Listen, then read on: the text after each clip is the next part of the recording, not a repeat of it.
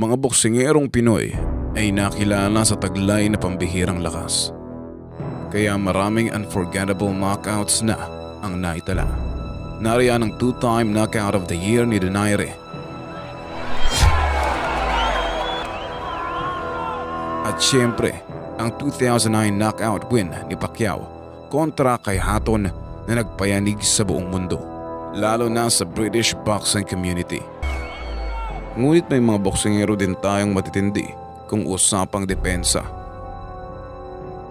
Mga smooth movers ng laro na tila na-incorporate na nila ang gantong estilo.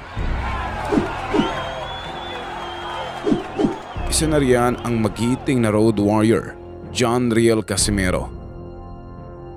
Kaya maraming elib dahil on top of his power ay nariyan ang kanyang boxing skills.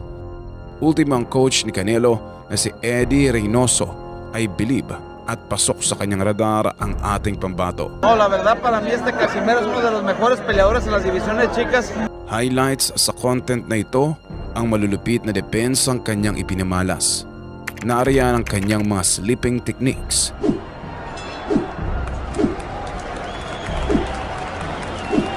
Galing sa pagdistansya. Philly shell. At kunat ng panga.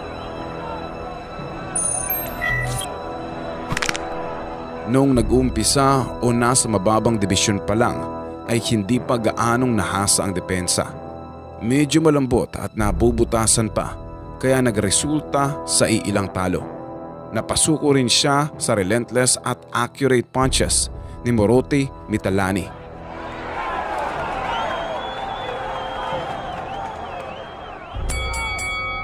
Ngunit nakita na siya ng bahid bilang isang thinking fighter at siguro'y nade-develop pa lamang sa mga panahong ito.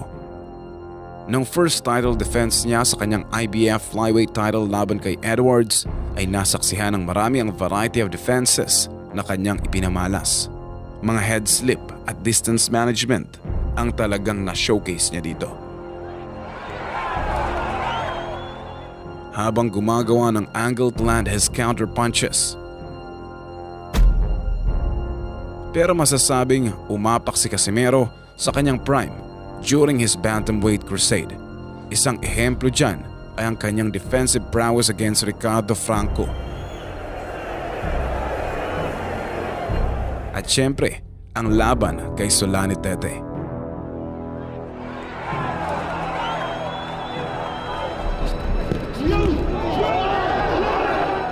Sa mga nabanggit, sleeping techniques ang pinakauna sa ating listahan.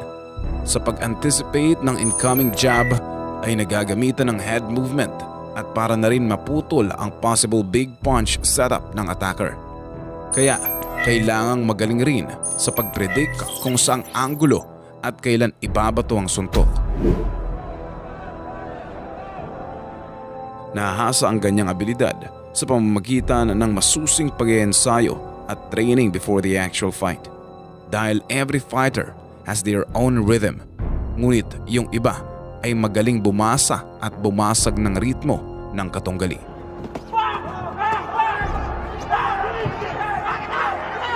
Sila yung matatawag na next level fighter at sadyang ibang level kung ikukumpara sa iba. Lalo na yung mga textbook fighter at yung mga panay lusob lang ang laro ay ito ang madalas nakakapitalize ni Casimero. At sobrang satisfying din panoorin tuwing naiilagan ang jab o heavy punches, just like this clip show.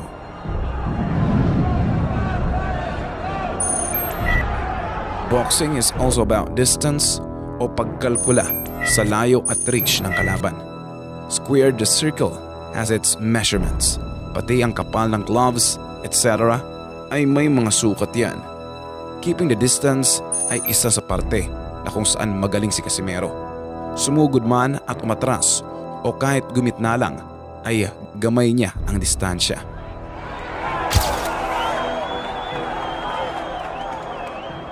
Kalmado habang tinitingnan at pinag-aaralan ang galaw ng kalaban. Isang indicator na kampante ang isang boksingero sa distansya ay yung hindi na nila gaanong tinataas ang depensa para mas lumawak ang kanilang peripheral vision at mas makita ang kilos ng katunggali. Dahil dyan ay pwedeng mag-step back o gumawa ng angle to land a counter. Impressive. Mas lumitaw ang galing ni Casimero sa pagmaniobra ng distansya sa laban niya rin kay Zolani Tete. There is a new king. Ganon din sa laban kontra kina Franco at Edwards. Brutality. Marahil narinig nyo na ang terminong Philly Shell. Sa tuwing nababanggit ang terminong ito ay si Floyd Mayweather Jr. marahil agad ang nasasambit. Sa katunayan, nag-exist na ang teknik na ito way before this era at si Floyd lang ang masasabing isa sa nakapag-master nito. Talagang effective at subok na ito sa mga boksingerong may mabibilis na reflexes. Don't get confused between shoulder roll and Philly Shell. Ang Philly Shell ay isang fighting form to tighten the defense and eliminate any defensive lapses, while shoulder roll is a defensive move to simply block the jab, straight, and hooks using your shoulder. At madalas rin ginagamit ni Casimero ang nasabing teknik. Gaya ng laban niya kontra kay Rowen Rong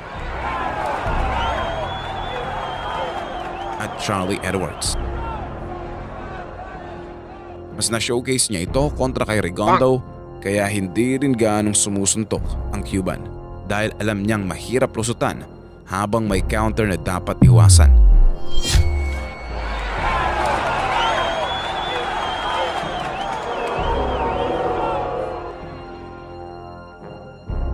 Nagbigay pa nga dati ng tip si Floyd Mayweather Sr. kay Casimero patungkol sa taktikang ito. This boy already trained. I want you to hit it. I want you to hit it. Come on. Oh man. Tinesting ang speed ng kanyang jab at reflexes para malaman ang kapasidad ng ating pambato. Put your hand. Put your hand up. Stop me from hitting. Stop me from hitting. Maraming karera nang nagtapos dahil lang sa isang suntok. Malulutong na paglagatok na animoy isang itlog na nabagok dahil sa impact na dulot. Ngunit may mga boksingerong nabigyan ng solid na panga o granite chin kung tawagin. At sa hanay ng mga Pinoy ngayon ay si Casimero ang masasabing pinakamakunat. Ilang beses nang lumaman ng solid na suntok subalit hindi natitinag. Laging handang makipagbardagulan hanggang tuluyang aayaw ang kalaban. Ilang beses kumain ng solid punches mula kay Ramirez, subalit nakatayo pa rin. Outstanding. Ganon din kay Duke Micah na mayroong 79% knockout ratio.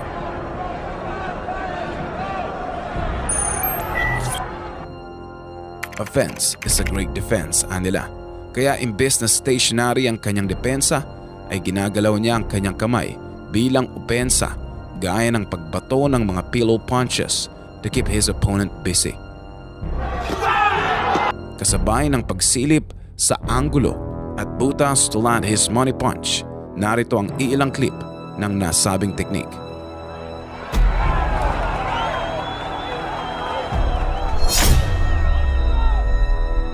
Dito rin bihasa si Pacquiao dahil imbes na dumepensa lang ay bumibitaw siya ng maraming kombinasyon to keep the opponent at bay.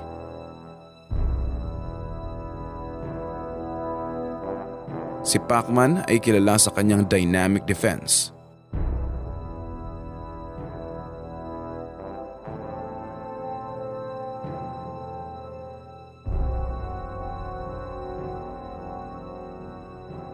Ito pa ang ehemplo ng mga pillow punches ni Casimero bago tapusin si Zolani Tete.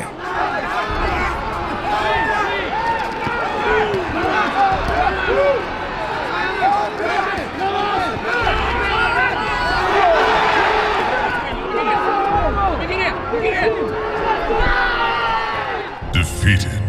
Special mention rin ang tinaguriang fearless Jerry Penalosa kung depensang Pinoy ang pag-uusapan. Kahit nga si Roy Jones ay bilib at alam niyang makakabalik si Casimero bilang kampiyon. Trying to bear throwing down. I got my little man with me now. I'm gonna make a champ out of him again. Trust me.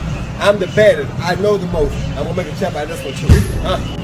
Ayan, at nakita natin na ang iba't ibang layer ng kanyang depensa na talagang nakakamangha.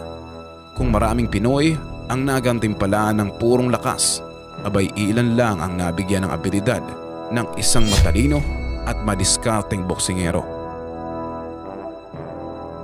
Idagdag pa ang kanyang kunat kalabaw na hindi basta-bastang natitibag. Lumalamon ang suntok at mas lalong ginaganahan tuwing kalabay makikipag sa bayan.